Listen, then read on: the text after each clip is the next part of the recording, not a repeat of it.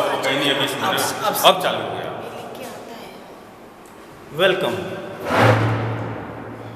Today we will discuss subject administrative law. The topic on administrative law is administrative tribunal, प्रशासनिक न्यायाधिकरण। जैसा कि आप जानते हैं, सरकार के कार्यों में बढ़ोतरी के साथ साथ यह आवश्यक हो जाता है कि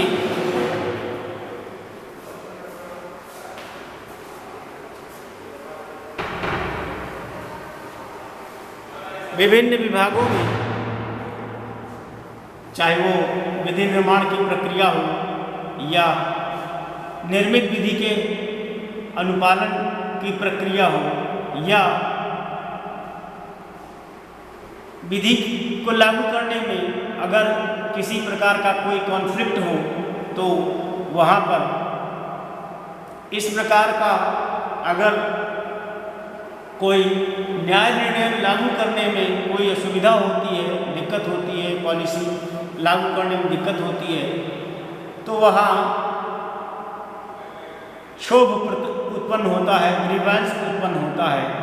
ऐसी दशा में पक्षकार कोई न कोई कार्यवाही कर सकते हैं और इस तरह से प्रशासनिक न्यायाधिकरण के लिए विषय उत्पन्न हो जाता है। और जब भी प्रशासनिक न्यायाधिकरण में कोई विवाद आता है तो प्रशासन का उद्देश्य होता है कम से कम समय में त्वरित न्याय में उनको सहायता उपलब्ध कराया जाए, इसलिए इस तरह की व्यवस्था की जाती है। अब देखने की बात यह है कि अगर उन्हें किसी भी तरह से कोई पीड़ा है तो सही फोरम पे जाएं और अपनी बात को रखें। इस एडमिनिस्ट्रेटिव ट्रिब्यूनल में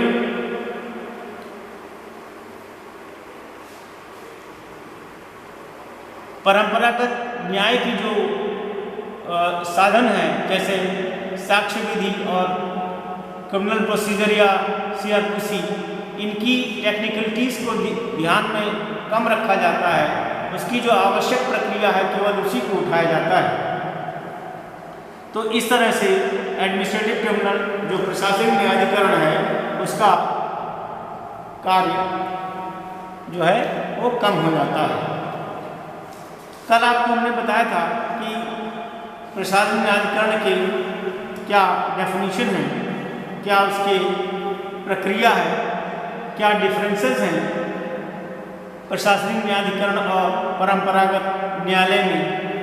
आज हम आपको संक्षिप्त प्रकाश डालेंगे कि क्या विशेषताएं हैं। Administrative tribunal doesn't have all trappings of the code, instead it has some trappings of the code.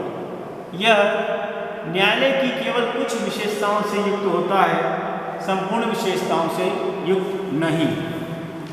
इस दशा में एडमिनिस्ट्रेटिव ट्रिब्यूनल डिफरेंट होता है और जो टेक्निकलिटीज कोर्ट में न्यायालय में लगाई जाती हैं उनसे भिन्न, संक्षिप्त और केवल सम ट्रैपिंग्स ही यहाँ पर लागू की जाती हैं।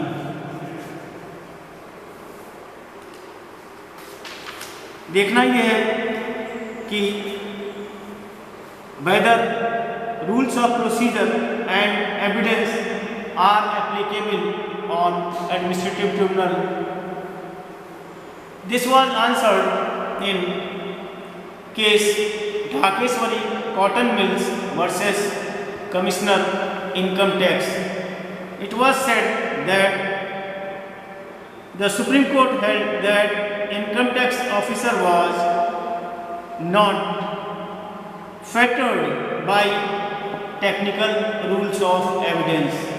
मतलब ये हुआ कि जो ट्रिब्यूनल के ट्रिब्यूनल का जो कार्य है वो ये है कि अगर सारवान तरीके से उन्होंने एविडेंस के नियमों का, साक्ष्य के नियमों का पालन किया है, तो ज़रूरी नहीं है कि उसी गहराई और टेक्निकलिटी के साथ उसका पालन किया जाए। इसके अलावा दूसरा केस है state of Haryana versus Ratan Singh. इसमें speaking for the court Krishna Iyer ji ने कहा था, it is well settled that in a domestic inquiry the strict and sophisticated rules of evidence are may not apply. अर्थात जो डोमेस्टिक फोरम्स हैं, एडमिनिस्ट्रेटिव ट्रिब्यूनल्स हैं, वहाँ पर साक्ष्य और प्रक्रियागत जटिलताएं एज इट इज़ नहीं लागू की जाती हैं। सारवान तरीके से अगर हैं तो वो सफिशिएंट हैं। अगला हेडिंग बनता है कि एडमिनिस्ट्रेटिव ट्रिब्यूनल्स में क्या रीजंस फॉर डिसीजन दिया जाना आवश्यक है। इसका उत्तर MP industries versus union of India में सुप्रीम कोर्ट ने दिया और ये कहा कि वेलफेयर स्टेट में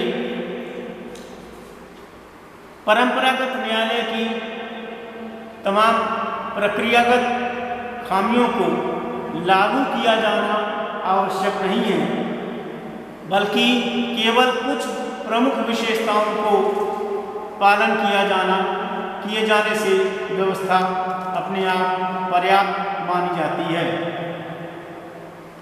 इस मुकदमे में निर्धारित किया सुप्रीम कोर्ट ने कि अगर सारवान तरीके से प्रक्रिया का पालन किया गया है तो वह जस्टिफाई करता है। अब एक दूसरा हेडिंग बनता है कि एडमिनिस्ट्रेटिव ट्रिब्यूनल के द्वारा लिया गया निर्णय क्या फाइनल माना जाए। तो इस पर व्यवस्था ये है कि कई मामले में एडमिनिस्ट्रेटिव ट्रिब्यूनल की कार्यवाही बहुत उत्तम होती है, बढ़िया होती है। फिर भी यहाँ यह मानना पड़ेगा कि जो व्यवस्था होती है उसमें इसका उन्मूलन नहीं किया जाता है, इसका अनुपालन किया जाता है और जो प्रशासनिक न्यायाधिकरण निर्णय देता है वह अपने आप में फाइनल और अंतिम देता है। लेकिन फिर भी 226 में जिस क्षेत्र में हाई कोर्ट का क्षेत्राधिकार होता है उस क्षेत्रांतर्गत आने वाले प्रशासनिक न्यायाधिकरण के खिलाफ वो सुनवाई कर सकता है और अपील में यानी कि 226 के बाद जो हाई कोर्ट निर्णय देगा सुप्रीम कोर्ट में भी आर्टिकल 32 में या जो अपीलीय क्षेत्राधिकार में वो व्यक्ति जा सकता है। इसलिए फाइनलिटी ऑफ डिसीजन जैसी बात नहीं कही जा सकती है। अगला टॉपिक है कि क्या एडमिनिस्ट्रेटिव ट्रिब्यूनल के द्वारा दिया गया निर्णय जुडिशियल रिव्यू का यानी न्यायिक पुनर्विलोकन का विषय हो सकता है। इसके उत्तर में ये कहना है कि आर्टिकल 32 और 136 में जो सुप्रीम कोर्ट को पावर है, जो क्षेत्राधिकार है, वो ये है कि उनके अधीन किसी भी न्यायाधिकरण द्वारा दिया गया निर्णय उनके समीक्षा सुपरवाइजरी जुरिस्डिक्शन के अधीन होता है। इस प्रकार न्यायाधिकरण जो प्रशासनिक न्यायाधिकरण खुद निर्णय देता है उसको वह जुडिशियल रिव्यू, अगर कोई माइनर मिस्टेक है, माइनर मिस्टेक क्लर्कल मिस्टेक को दूर करता है, लेकिन पुनर्विलोकन का पावर वह हाई कोर्ट 226 में और सुप्रीम कोर्ट आर्टिकल 32 में देखता है, सुनवाई करता है। रिव्यू ऑफ डिसीजंस, न्यायिक पुनर्विलोकन। क्या न्यायपालिका न्यायिक पुनर्विलोकन का कार्य कर सकती है? इसका उत्तर है यस, दे कैन, वो कर सकते हैं। अगर कोई माइनर मिस्टेक है तो उसको कर सकते हैं, या कहीं कोई इनजस्टिस हो रहा है तो आर्टिकल 32 में या आर्टिकल 226 में अन्य न्यायाधिकरण के रूप में सुप्रीम कोर्ट और हाई कोर्ट उसकी सुनवाई करते हैं। Northern India caterers limited versus lieutenant governor of Delhi में यह बात आई थी। जस्टिस पाठक ने कहा कि जहां भी इस तरह की कार्रवाई हो वहां पर यथाउचित क्षेत्राधिकार प्राप्त उच्च न्यायालय या उच्चतम न्यायालय उसकी सुनवाई करके डिसीजन दे सकते हैं। नेक्स्ट हेडिंग है डॉक्ट्रिन ऑफ रेस जुडिकेटा। क्या प्रांग न्याय का सिद्धांत लागू होता है?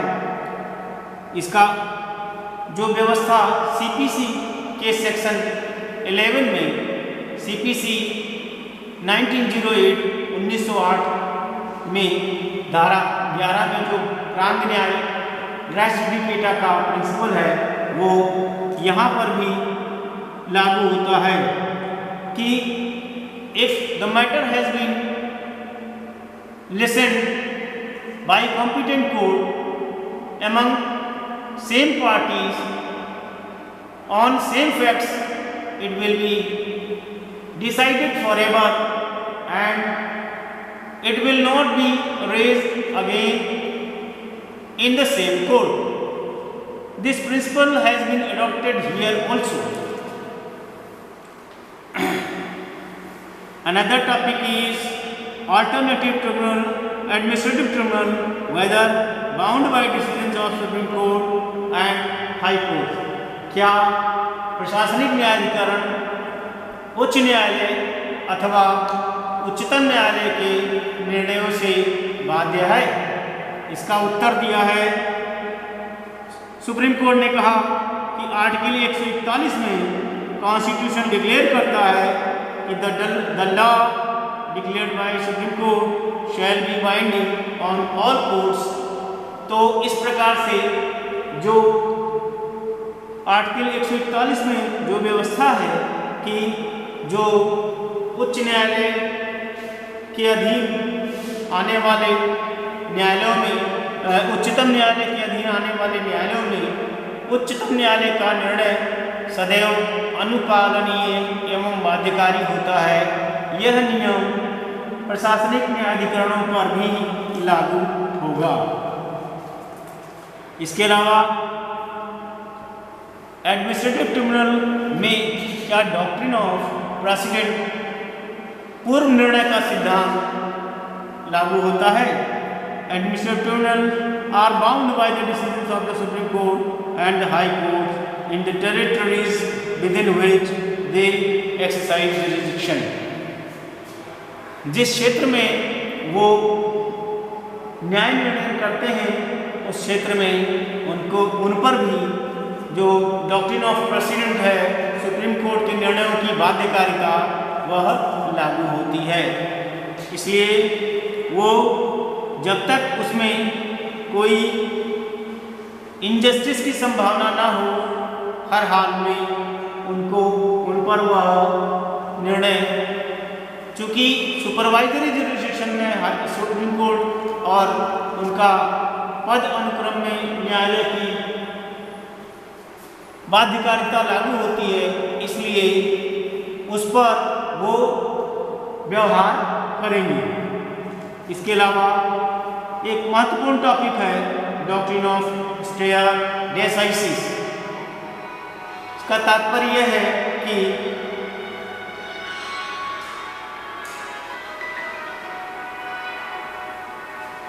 अगर पद अनुक्रम में जो सुप्रीम कोर्ट की स्थिति है, हाई कोर्ट की स्थिति है, उनके निर्णयों से न्यायाधिकरण बाध्य होता है।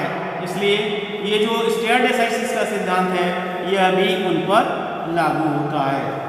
एक महत्वपूर्ण टॉपिक है कंटेम्प्ट ऑफ एडमिनिस्ट्रेटिव ट्रिब्यूनल्स।